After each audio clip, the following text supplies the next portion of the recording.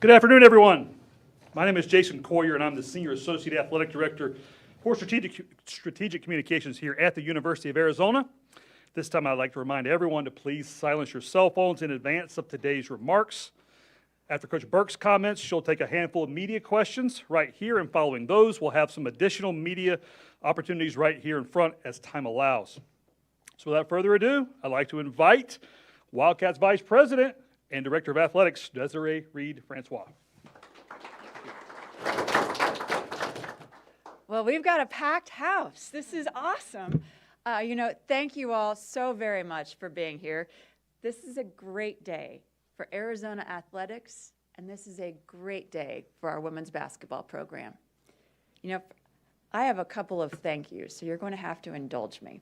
But first, I would like to thank Arizona Board of Regents Chair Cecilia Mata for her wisdom and guidance throughout the process. I'd also like to say thank you to our Executive Director of ABOR, Chad Sampson, and our entire Board of Regents. A special thank you to President Suresh Garamella for his leadership and steadfast support of our student athletes, our mission, and our future. This decision reflects the alignment we share in building something extraordinary at the University of Arizona. I also want to thank our search committee who are here today for their time, their integrity, their 4 a.m. phone calls sometimes, and their thoughtful leadership. This was a national search, and we approached it with the care and the rigor it deserved. I'm incredibly grateful to each of the following individuals: our faculty athletic rep, Dr. Ricardo Valerdi, Coach Mike Candrea. Where's Coach Candrea? I know, there he is, there we go. Sam Thomas, who is here today. Where's Sam? There she is. Thank you, Sam. She flew in from Kansas City today, so thank you again for being here and being such an instrumental part. To Kristen Arquilla, I always want to do the double L's there. Rachel Blunt, Bud Sasser, Morgan Dominic, who was 9.5 months pregnant. Thank you, Morgan. All of your insights just truly helped guide us with clarity and purpose every step of the way. I also want to express appreciation to the women's basketball community, former coaches, student athletes, and national leaders who offered their wisdom and support throughout the process. I especially want to thank Debbie Yao, Muffet McGraw, Debbie Antonelli, Coach Bon Vicini, and of course, Rocky LaRose. Thank you. Their passion for the game, for this program, helped shape a thoughtful, expedient, and informed search. And of course, I want to thank Adia Barnes for everything she has given to the University of Arizona as a student athlete, as a head coach, and as a community leader. Her legacy will always be a part of Arizona women's basketball, and we're deeply grateful for her impact. Now, when we began this search, we were clear and intentional about the type of leader we were seeking for Arizona women's basketball. We were looking for 5 characteristics: a proven winner with a track record of success and a hunger to compete. We were looking for an elite recruiter who can attract and develop top-tier talent. We were looking for a coach with passion and skill for player development, both on and off the court. All right, we talk about high, low, high. We were looking for a high, low, high leader, someone of high character, low ego, high outcome and energy. Someone who was organized, detailed, disciplined, with a clear and forward-thinking plan. And finally, someone who can thrive in the modern era of college athletics. Someone who is student-athlete focused, adaptable, and prepared to lead in this incredibly transformative time. We met with exceptional candidates across the country. We listened closely, we evaluated thoroughly, and through it all, Coach Becky Burke stood out. You know, one moment that stayed with me was when I asked Becky, why does she coach? She didn't lead with the wins or the accolades. She talked about what women's basketball did for her and how deeply she believes, like in her core, in her DNA, in paying it forward. She spoke about impacting young women, not only as athletes, but as strong, empowered leaders. Her purpose, her passion, and her clarity in that moment was unmistakable. That was when I knew we had the right leader for our esteemed program. Becky is dynamic. She is disciplined. She is driven. She is a proven program builder who knows how to win and how to win the right way. Her energy is contagious. Her vision is bold. Her standards are high. She is a teacher, a strategist, and a connector. She is a leader student athletes can believe in with their full heart and soul. Coach, we are thrilled to welcome you. We're thrilled to welcome Savannah and your whole family. Banks is my new best friend.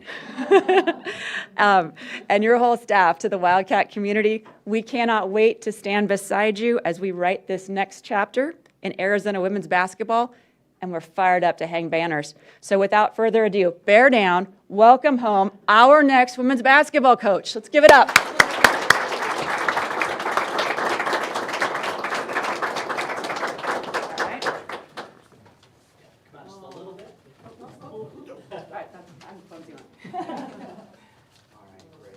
Hold out just a second. Great. 3, 2, 1. Hold on. One more. Ready? 3, 2, and. Thank you. I'll trade you. Good evening. Good evening. First and foremost, just a couple quick thank yous. Thank you to the University at Buffalo, where I spent the last 3 years of my career, and our players, our staff, the administration there, for a transformational 3 years in my career and in my life. I appreciate everybody. I'm so thankful for my time there, and appreciative.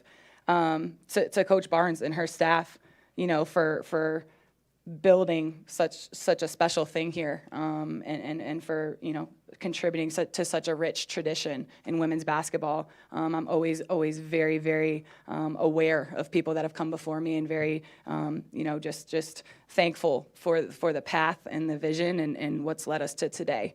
And just very, very excited to be here. Just thrilled to be here. I mean, the University of Arizona, one of the most rich, historic basketball traditions in the country.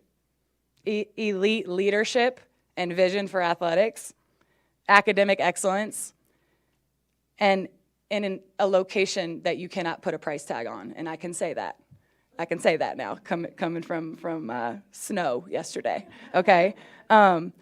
People in my profession, they work their entire life to get a job at this level, but I didn't want a job. I wanted the job. Being the head coach at the University of Arizona is the job. It is my honor, it is my privilege, and I'm humbled, and I'm so blessed for this opportunity. I want to thank our president. I want to thank the board, the entire search committee, who Desiree just hit on, for your time and effort to make this happen. I know it takes a village, and I just thank you guys so much for making this possible. Desiree, from the first 5 minutes we spoke, I knew you were the person I wanted to lead me in my career.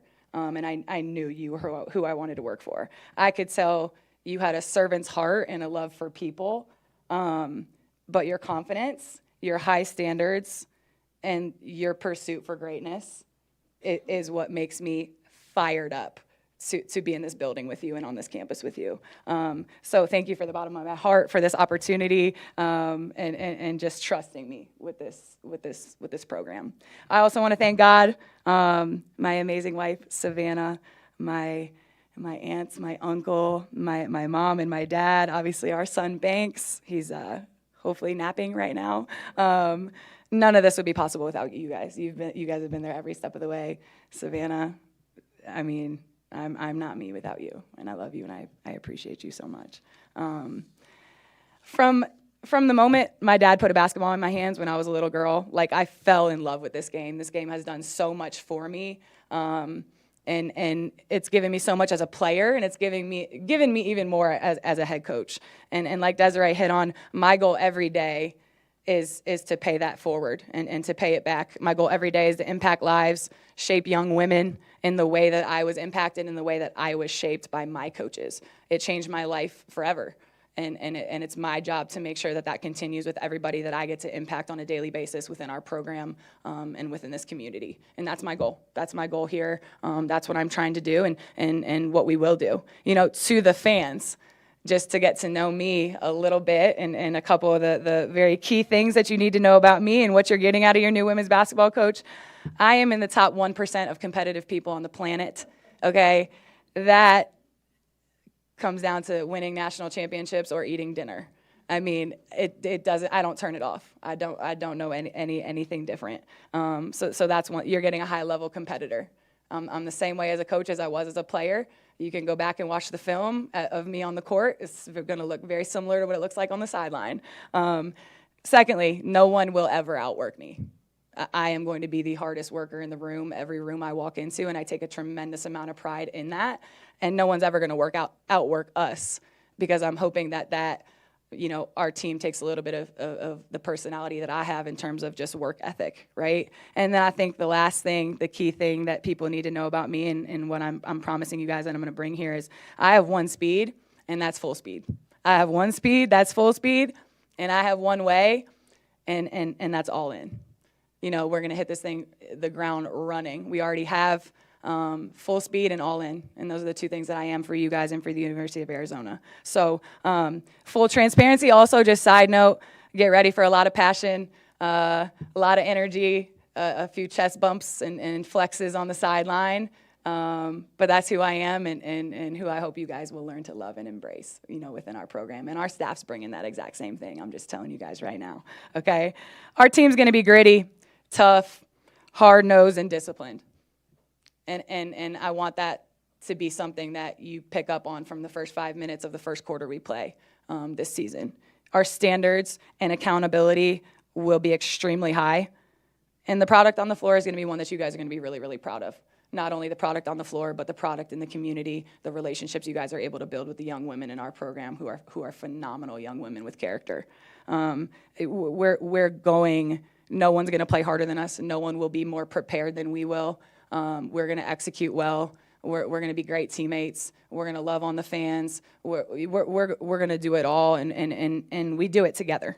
It's truly going to take everybody. It's going to take our community. It's going to take our team doing their part. It's going to take our administration. It's going to take our fan base. It's going to take our alums. But if we can do this all together, and we all really, really believe what Arizona women's basketball can be, I don't see any reason that we don't just reclaim our spot among the nation's elite. That's where we belong. That's why I'm here. And that's what I promise you every single day I will work my butt off to achieve. So I'm fired up. I'm thrilled. I'm so humbled. I'm ready to get to work. It's already been working, you know, and just moving forward. I just can't wait to meet everybody and you know, just make you guys extremely proud. So I'm going to leave you with something I literally just made up in my head, but it'll be BDB, bear down, baby. Okay, that's what I'm going to leave you guys with. So thank you guys so much. I appreciate this. This room is impressive, and the support. I appreciate it. And if this is an indication of what I'm walking into, I think I understand why I chose this place, and I'm very excited about it. So thank you guys so much, everybody. Thank you so much. Thank you, Coach. At this time, we'll take questions from the media members in attendance. When doing so, please raise your hand so we can get the microphone to you. And when addressing Coach Burke, please state your name and affiliation. Hi, Kim Doss, Arizona Desert Swarm. Becky, this is in a NIL world these days, and portal world. Yeah. And since this is so late in that kind of hiring process, you're left with a depleted roster. How are you going to, what's around you, the support? How can you get that where it needs to be for Big 12 competition? Yeah, I'm very aware of what I walked into. I'm very aware of the roster situation, and I'm very aware of the support. And I wouldn't choose to be here and be standing in front of you guys if there was not the support needed to help us be competitive this season. You know, I believe in our staff and what we're going to do and how we're going to be able to hit the ground running in recruiting. And I'm very aware of what I walked into, and like to your point, the support, and it is there, and I'm appreciative and thankful. Erica, PHNX. We've talked a lot about you being Becky the Builder. You've built a lot of programs up, and so I was just curious, what is your ideal blueprint for a player that you're bringing in from the portal? Yeah, I think obviously we're just looking for high character, high talent level, you know, and I don't think you can, there's a certain framework right now in the world of the transfer portal. We need to get obviously very, very talented players, but they have to be the right character. They have to be wired like we want our players wired here. They have to be in pursuit of championships. They have to be great students, you know. So there's such a broad spectrum of players in the portal right now, and where they come from and why they're in there. And I couldn't give you a here's exactly what they need to look like answer. We vet them. We build those relationships. You know, we make sure that they're the right people for our staff, for our program, for this community and this university. Hey, Becky. Chris Brown, AZ Bandcat Sports. Now you're just getting settled and welcomed into the community, but have you had a chance to reach out to any of the players who are currently in the portal from Arizona? And if so, what's been the message to those players and an opportunity to get them back? Yeah, I think this is home for them. They are welcome here. You know, just wanting them to know that, and wanting to, obviously first and foremost, thank them for everything they've done during their time here. Support them in coming back if that's what they choose to do, and obviously supporting them in moving on if that's what they choose to do. Ultimately, you know, just making sure they know they have a home here, they're appreciated, they're respected, and whatever decision they make, that we support that moving forward. But yeah, it's an important thing to make sure that you do reach out to the current players in there and the ones that are back, and we've done that, and yeah, so fully supportive and appreciative of all those guys. Michael Lev, Arizona Daily Star. When did you first realize that you wanted to be a coach, and how would you describe your professional path climbing up through the ranks? Yeah, I think playing for Jeff Walls at Louisville was so inspiring every single day. Like, the man is brilliant. And seeing how we game planned, seeing how we practiced, you know, how he went over a scouting report, how he put us in positions to be successful. He made us believe we were better than we were every single day. You know, it was inspiring, I guess, to say the least. You know, so that's probably when I knew I wanted to be a coach, is when I was just so just in love with the process by being under him as a player. And then I think just describing my career path would be, you know, the unconventional route. And I think it would have been very easy, very, very easy to leave Louisville and have Jeff call a Power 5 school and get me an assistant coaching job at a really, really high level. You know, but I didn't want that. I didn't want him to feed me with a silver spoon because I was a high-level player and I had achieved a lot. I wanted to grind, and I wanted to do it from the ground up. And I didn't want help, and I wanted to prove that I could win no matter where I was. So I took the unconventional route. I started a couple hours up the road at an NAIA school that didn't even have a women's basketball program, and I wanted that challenge. And then, you know, from there, got my first Division II opportunity, and from there, got my first Division I opportunity, and from there, got a better Division I opportunity, and now to be somewhere that is the pinnacle of where you want to be in your career in this profession. I look back and am proud that Jeff didn't hand me a job, and proud that I earned it, and that's who I am. I want to earn everything I get. I'm going to earn everything that I get here as well. Nothing's going to be handed to us. I'm blue collar. Roll the sleeves up. That's what you guys will learn about me, and I'm proud to say that that's been, you know, kind of what my career has been made up of as well. Becky, Damian Alameda, 13 News. Welcome to Tucson, first and foremost. Thank you. What about the financial resources allocated towards women's basketball here at Arizona makes you confident that Arizona can continue to remain competitive, not just within the Big 12, but within this college landscape? Confidence in our leadership and the vision and the conversations, you know, that we've had that obviously are between, you know, the people that need to know the information. And so I would not be here if I wasn't confident in Desiree and the position that they're going to put our program in to be successful. And it's important that you have things, but I also think you don't need everything. I've never been anywhere where I've had the most or the best, and I'm not saying we don't, but like I said, I prefer it the hard way, and we're going to get it done, and we're going to find a way, and I'm going to roll my sleeves up and figure it out. But the support is there, the vision is there, and the conversations have been had. Jason Shear, Wildcat Authority. Is there you've been around programs that have turned around. Is there a common theme in how you have to approach a rebuild overall?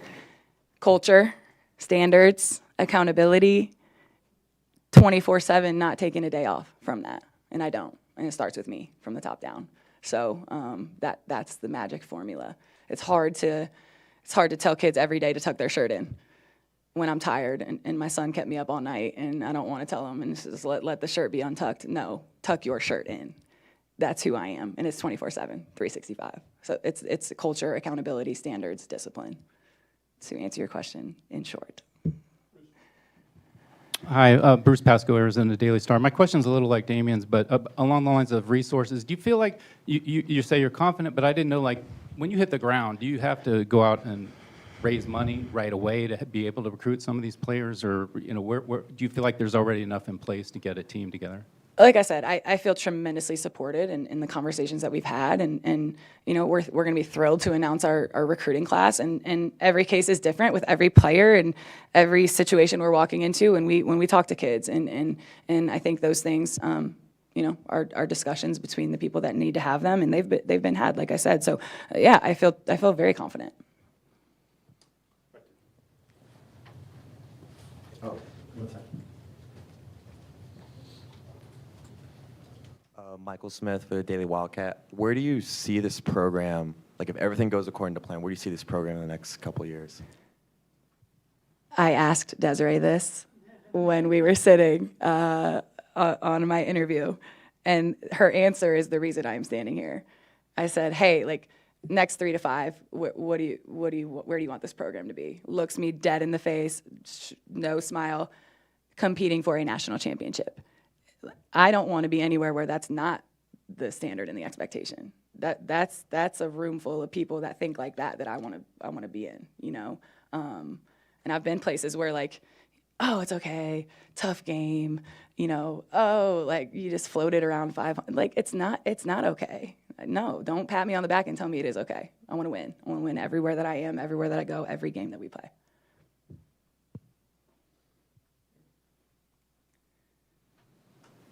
Erin Patterson, KGUN 9 News. You walked us through your coaching career, and then you also mentioned earlier how you didn't just want a job, you wanted the job, and said that this was the job. So when you were first getting started in your coaching career, was that your mindset to eventually end up here?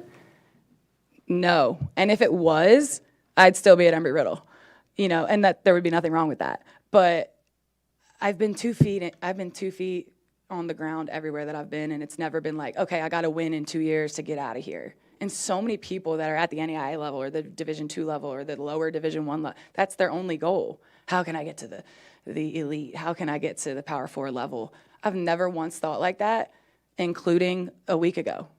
That's never been my mindset. I want to be the best where I am every single day. Like, I've coached every team that I've ever had for the last 10 years like I'm the head coach at a Power 4 school. Like, my poor NAIA kids. And two of them are here today and going to join me on staff. I coached them like we were at Louisville. And I, like, so I'm not getting this job and, like, changing who I am and how I do things. It's been a 10-year, it's just who I am, how we do it no matter what, but I've never had that. And when I'm 35, I need to be standing on this podium at this university. And if I did, I'm a firm believer I would not be here right now. And this is for both of you about the resources thing, because fans have talked about how they wanted to help this program in the past and didn't feel like they get information on how to do that. So what is your plan in that sense? If house settlement, we know all that. Well, I think there's a little bit of a misperception. Yeah. First, Mike right there, Mike Smith is right there. He will gladly take any and all checks. But in all, we are, I think we are number 1 in terms of assistant coaches salary pool. We are top third in terms of overall operating budget in the Big 12. We are also top third when it comes to overall NIL/rev share. So this is a well-resourced program. And if we're going to have competitive expectations and championship expectations, we know we got to provide the resources and the support. But we also are never going to we're never going to be that program that talks about excuses. Nothing to add. I think that was said beautifully. Just following up on what you said about early in your career, could you detail a little what it was like at Embry-Riddle, and was there any resources there? Did you recruit? What was that like? So 24 years old, land in Phoenix. I came out from Indiana. I was assistant coaching at that point, and they rented me a Kia Soul. It was lime green, and I drove up the hill. I'm like, where am I? Where am I going? But 24 years old, you know, had a lot of support and great people there, but, you know, threw me in an office and said, start a program. Arguably the most valuable 3 years of my entire career, because I had to put my head down and figure it out and find a way. Resources, I mean, yeah, I think in comparison to the NAIA world, there was resources there, but you're also recruiting to an aeronautical university that has no women's basketball program. So we have like aeronautical business. Let's go get some business majors that can make some layups. And like, we just figured it out and we attacked it the way that we thought. And I say we, but it was just me. So the way that I thought we should have. And it worked out, but so thankful for my time there. And just like I was telling them from the beginning, to come back to where it all began for me has been really special. Just following up, I'm sorry. Just how do you find out, like, how do you recruit? Like, you find a list of people that are going there anyway, or do you scour some things and find out who's interested in aeronautical and see if they can play, or how does that work? Yeah, same way you would recruit to any other program. You're going to go to the exposure events, and I wasn't sitting at the courts that Arizona was sitting at trying to find kids. I promise you that. But they're there, you know, and it's the work you put in and the grind, you know, and you know, I've been at a lot of places with a lot of challenges, and that's why it's exciting to be at a place like this where there aren't very many that I can think of. Final question is going to come from Michael. Yeah, this situation obviously isn't the same as that one, but there is a commonality in that you're kind of starting from scratch from a roster standpoint. So how do you go about building a roster, and what is your timetable for getting that done? You're probably the last question, because I need to get back to my phone, and that's the answer of how we're going to attack the roster situation. I mean, we're attacking it. I'm grinding, you know, probably 3 hours of sleep the last 2 nights, but I love it, right? Like, we have to fill a roster, but I think it's very appealing to recruits right now to come to a place like this with what we have here, who we have here, with an opportunity to play. You know, the best thing about not having a roster is there's a lot of minutes available, you know, so they're like, it's how you attack it, what's your, how you just think about things versus, and I told them, like, everywhere that I've been, it's a complete rebuild from the studs. And it's going to be no different here, and I don't expect the result to be any different in a couple years either. Visit, yeah, tomorrow morning. Tomorrow morning, we're tomorrow morning, and it's a good one. It's a good one. Final thought. Thank you, everybody. I'm looking forward to getting to know everybody. I'm looking forward to building relationships, getting out into the community. That's something that's so important to me, and I am thankful to be your head women's basketball coach more so than anything, and just fired up to get started, and just, you know, immerse ourselves and our family into this community. So thank you guys so much for the support, and we'll see everybody soon.